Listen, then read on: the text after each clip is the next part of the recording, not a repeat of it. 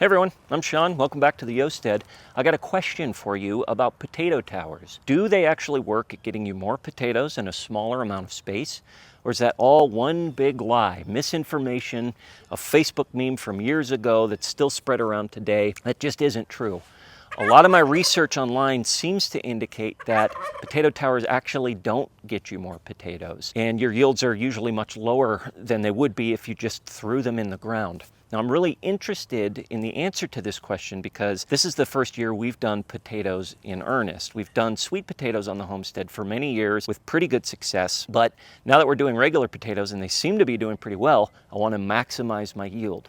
If you've used the potato tower method in your own garden, I'd love to hear about your experience, whether good or bad, in the comments below. Please share that with us. Potato towers. First of all, what are they? Essentially, the idea is it's a type of vertical gardening system where as the potato plant grows up, you keep adding soil and straw to ideally encourage it to produce more tubers as it gets taller. And you can also put additional potatoes, plant additional potatoes in the space as it gets taller. Of course, the benefit of this approach is that ideally in a potato tower, in a small potato tower space, you should get a lot more tubers than you normally would by just planting them in the ground. If you do an image search online for potato towers, you'll see that people get really creative with them. You'll see people stack tires, they'll put them in old garbage cans, they'll make really fancy and cool looking wooden towers that they'll build up with planks as it gets taller. I've seen some really cool designs with these potato towers. But this is where the controversy comes in. I've done a lot of research on the idea of potato towers and have discovered that according to a lot of people who have tried them, they just don't work.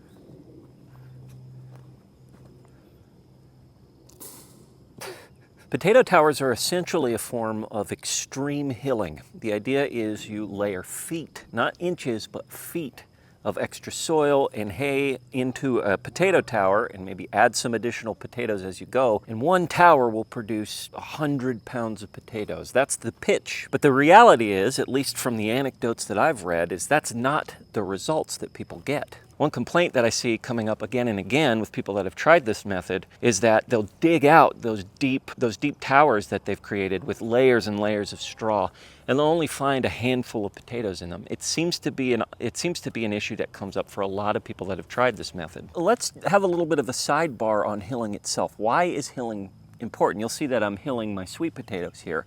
Hilling isn't necessarily about getting more tubers. It's mostly to shield those potatoes from the sun. Once a tuber is exposed to too much sunlight, it'll often turn green. It produces a toxic compound. I think it's called solanine or solanine. I'm not sure if I'm pronouncing it right. But again, it's toxic. It'll turn that potato green and it'll make you sick if you eat it. By hilling over that tuber, you prevent it from getting direct exposure to sunlight. That's the primary reason that people hill. Maybe there's a few extra tubers that you can get from the potato stem, but that's just a bonus. In reality, potato yield depends more on the foliage area and less on the soil that you stack up. So the more foliage you have, the more leaves that you have at the top of that stem, the more energy that potato plant is giving to produce tubers. You can stack that stem as high as you want, but if it's not producing more foliage area and kicking out more leaves, it's not giving any more energy to produce new tubers. And of course, left out of the conversation in a lot of these anecdotes is the difference between determinate and indeterminate types of potatoes. But even in situations where people are cognizant of the difference between indeterminate and determinate potatoes, and they're only using indeterminate potatoes in their potato tower, they're still running into the same problem. So that brings me to my potatoes. As viewers of the channel might know, about a month ago, I took a bunch of old wrinkly potatoes that I had in my pantry.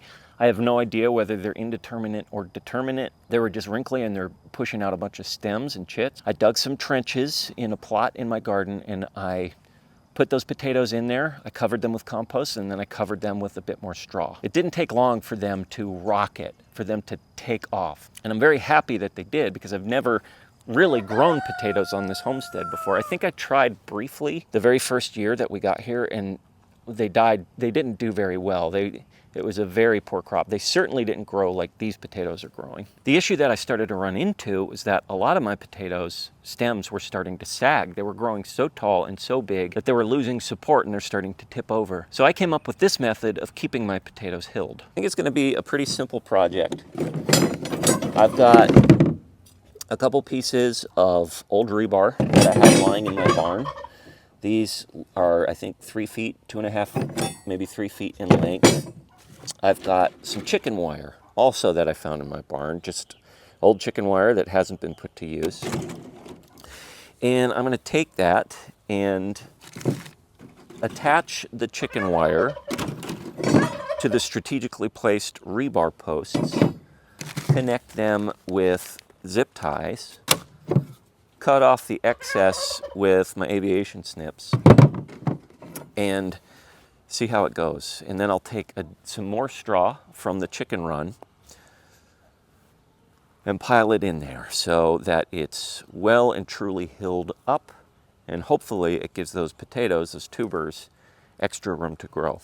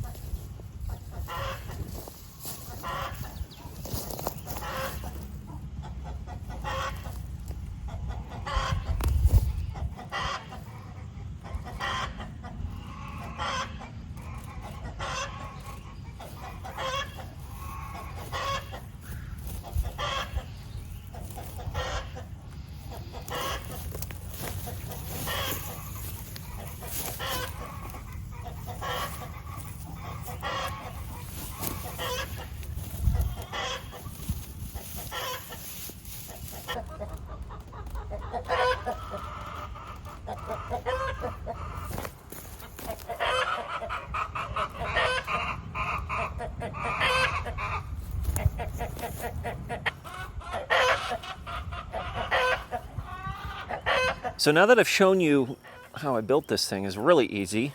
Just a couple of rebars, 6 rebars planted around the potato bed with this chicken wire strung up. I kind of threaded it through each rebar just to make sure I was keeping it on as much as I could, pushing it down. That's the whole structure. Now, how is this different from a potato tower or a raised bed?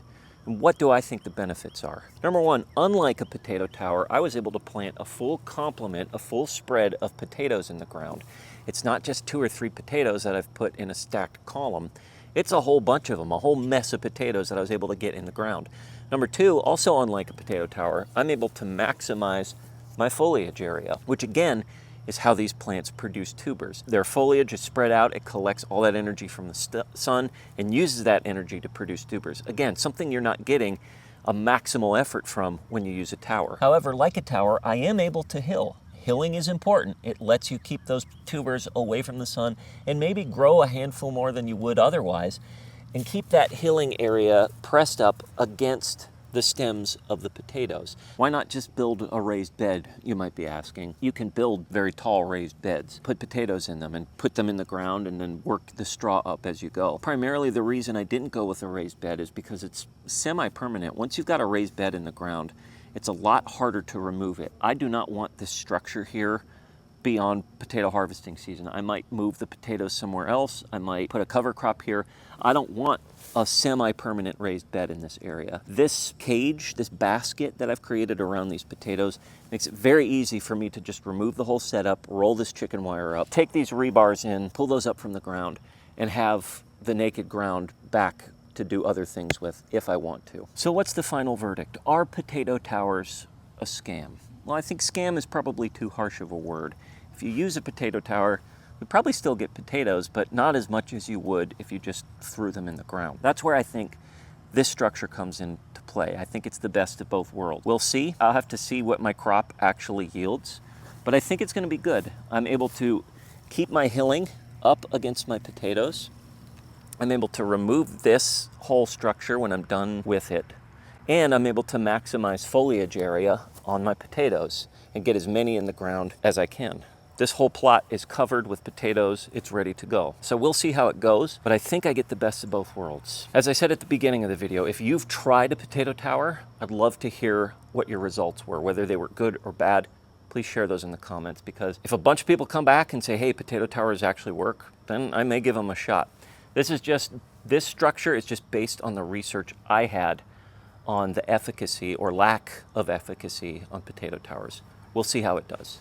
You know, in my last video, I broadcast a ton of sunflower seeds into this patch right here. As I filmed this, I think this was 7 or 8 days ago that I did it. Check out how quickly these sunflowers are popping up along the whole broad expanse of this patch right here. For those of you that didn't catch the last video, eventually I'd like to grow edible things here, primarily berries, but I'm hesitant because when I cleared this area a few years ago, there's a ton of industrial junk, mostly old sheet metal. That was the primary thing. A lot of you in the last video asked me if I was doing any soil testing. Initially, I was only going to do soil testing after the fact, before I put the berries in the ground. But to get a sense of how bad things are, I went ahead and ordered a heavy metals soil test. I'll include the link in the description below to the actual test I ordered. There's also a local University of Tennessee agricultural outpost nearby that I think they do soil testing as well. I'll probably reach out to them. And there's a few places within this patch that I never have thrown sunflower seeds before. Sunflowers have never grown. In this area around this stump, this was blanketed very heavily by sheet metal in particular. So I'm going to draw a sample from there. There's another area over here where I never put any seeds. This was also covered in that industrial junk, so I'll make sure to draw some soil from there as well. And there's 1 or 2 spots along that log where I never put any sunflower seeds, and I'm going to use that as my before soil that I send in for testing, hopefully within the next week or 2.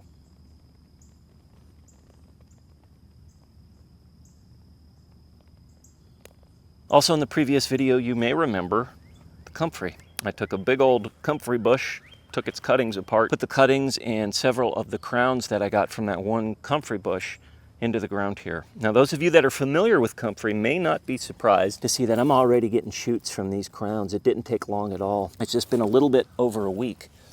And you can see this whole line is where I put a mix of cuttings and crowns in the ground. And they're popping up just about everywhere I look along this line. I'm seeing them start to come out of the ground. I think I planted one over here as well. Yep, and look at that.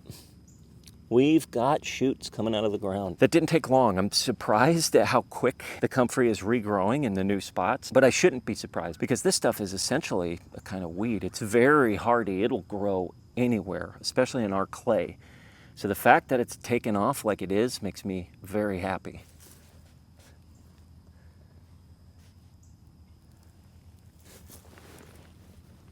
I put some of my other cuttings around our apple trees over there and all around our garden. I want to have pretty good access to those comfrey plants whenever I need to chop and drop them, which is something I do pretty regularly with our plants, especially while they're young. It helps serve as a form of green manure for them.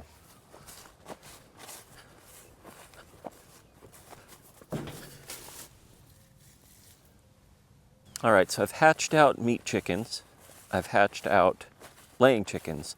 Now it's time to hatch out some turkey poults. Many of you are friends with King Lenny. He's the mascot of our homestead, and no matter what happens, we're never processing him. But he does have a job to do. He does have conjugal duties. That's to produce kids, to produce his own line of turkey poults. The fact is, we have never actually tested the eggs from our 2 turkey hens, Laverne and Shirley. And now I'd like to. We've successfully hatched out our meat chickens, successfully hatched out our laying chickens. I like to see if our turkey friends are producing kids as well, if they're fertile. I think it was last year I was a little bit concerned because I hadn't seen Lenny doing his conjugal duties. He was never mounting the hens, ever. But that's changed. Something's changed with Lenny, and he's been very active with both Laverne and Shirley. Almost on a daily basis. If he's fertile, then these eggs are fertile. If he's fertile and the hens are fertile, then these eggs are fertile. So he's doing his job in that regards. So let's test these out. I've got 8 of these eggs, and I'm going to put them in my incubator. Now you might be asking why I'm only putting in 8 eggs and not 12, and there's 2 reasons. Number one is we have a small incubator. It's only a 12-egg incubator, and I don't think 12 turkey eggs would fit. Turkey eggs about double the size of a chicken egg. Maybe not double the size, but significantly bigger than a chicken egg. I don't think I would be able to fit 12 of these monsters in that relatively small incubator. The second reason is because I don't necessarily want 12 turkey poults. I don't want that much meat. I don't know if anyone around is interested in taking on turkeys, so I don't want 12 turkeys running around before I process them. If I'm able to successfully grow out 8 turkey poults and turn them into meat, I'd be very happy with it. So that's why we're only doing 8 of these instead of 12.